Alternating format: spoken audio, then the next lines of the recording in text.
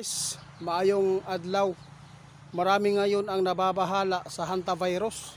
Gusto daw nilang malaman sa ating kaibigan kung mayroon bang impormasyon na nakuha ng ating kaibigan patungkol sa lockdown. Mga idol, ito lang po ang masabi ko.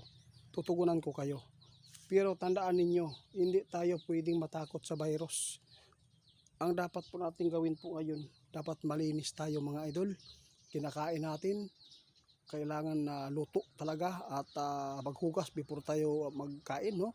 Hindi po agad tayo matakot sa mga virus dahil kahit ano pa ang ilalagay sa ating katawan na mga pang-anti-virus ay namugtuan na mga idol, basig mapapahamak patag samot, no? Kasi balita ngayon, grabe po. Kung makikita ninyo sa social media, grabe po talaga ang paninira po ng iba patungkol sa nangyari noong COVID-19. Kaya panalaminan nato na, kaibigan.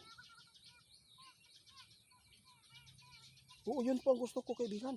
Mayroon kang impormasyon patungkol po dito sa, ang tawag dito, lockdown. Nababahala sila.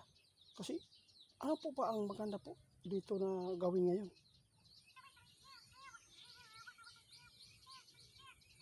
Guys, ito, huwag kayong matakot mga idol sa virus at hindi po kayo dapat matakot kung ano man po ang mangyayari, no? Wala po silang nakita na magla-lockdown, sabi ng ating kaibigan, pero paghandaan po ninyo ang dapat natin ihanda sa ating pamilya, pagkain mga idol, kasi hindi natin nababasa ang mga tao, no?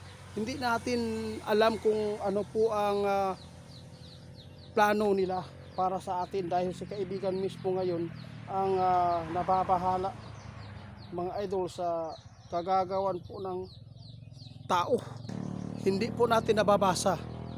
Kaya ito lang po ang babala ni kaibigan. Salamat. Guys, huwag kayo magpalinlang ngayon. No? Tandaan po ninyo, ang tao sakim, ang tao hindi maganda po ang nasa puso nila at sa mga utak, kung ano po ang pagkontrol sa mga demonyo sa kanila. Tandaan po ninyo, walang dapat matakot sa virus at hindi kayo dapat mag-alala sa sinasabi ng ating kaibigan ngayon na ito po ang patungkol sa lockdown. Wala talaga silang nakikitang lockdown. Yun po mga idol, walang lockdown. Yun lang po mga idol ha. Tandaan ninyo ang sinabi ng ating kaibigan. Ang importante, maghanda lang po tayo ng mga pagkain natin, gamot. At saka basta yun, kung ano po ang dapat sa pamilya natin para sa mga bata. Gatas. Sa lahat po na makapanood sa atin, kailangan po natin paghandaan po kung ano man po ang mangyayari. Hindi dapat tayo matakot kung ano man po ang dumating sa buhay natin mga idol. Dapat maging alisto tayo, handa. At saka yung mga tao na hindi naniniwala sa mga prediction ng mga kaibigan natin, pasagdan nato na kaya ano, hindi naman sila ang hindi naman yan sila nakakatulong sa atin. Yung mga nagpaabot sa atin, ito po ang mga sinasabi ng ating kaibigan. Huwag lang kayong magpalinlang at huwag kayong matakot mga idol sa virus na nangyayari ngayon dito sa atin, dahil hindi naman po yan, no, ngayon nangyari, dahil lahat naman tayo ay nagkakaroon po ng sakit.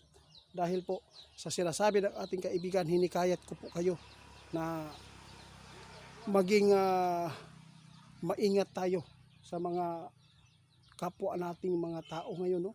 Kapwa natin na sila mismo ang nagplano sa mga ganitong mga uri ng mga tulad ng virus mga idol. Gawa talaga ng tao yan mga idol. At hindi po maganda talaga kung magpalinlang tayo agad. Kung ano man po ang dumating sa buhay natin, tanggapin po natin. Basta ang tandaan ninyo, ang virus nasa tao mga idol.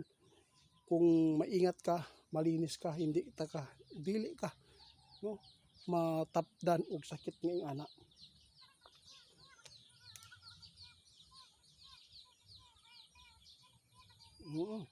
Sinabi ni Linyo, wala talaga siyang impormasyon nakikita na magla-lockdown sa Pilipinas dahil sa hantavirus mga idol.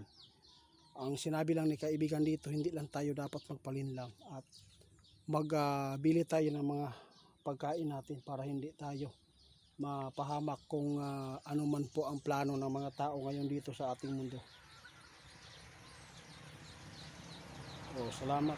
Alam po nyo mga idol, itong mga nangyayari, malalaking tao po itong nagpapasimuno eh. No, kawawa po talaga ang mga biktima dito. Sige. Salamat kaibigan. Guys, hanggang dito na lang muna ha. Yun lang po. Sa lahat ng nagtatanong kung mayroon bang impormasyon ang ating kaibigan sa lockdown, wala. Huwag kayong matakot sa lockdown mga idol. Magbili lang kayo ng bigas. Ang dapat natin paghandaan ang sakuna, yung mga babala ng ating kaibigan para sa inyo tulad po ng mga buwan na dapat po ninyong iwasan po yung mapahamak pamilya natin, lalo na sa mga naaabot ng baha noong bagyo sunod-sunod, dahil talagang mangyayari pa rin ito mas lalo pa mga idol. Salamat.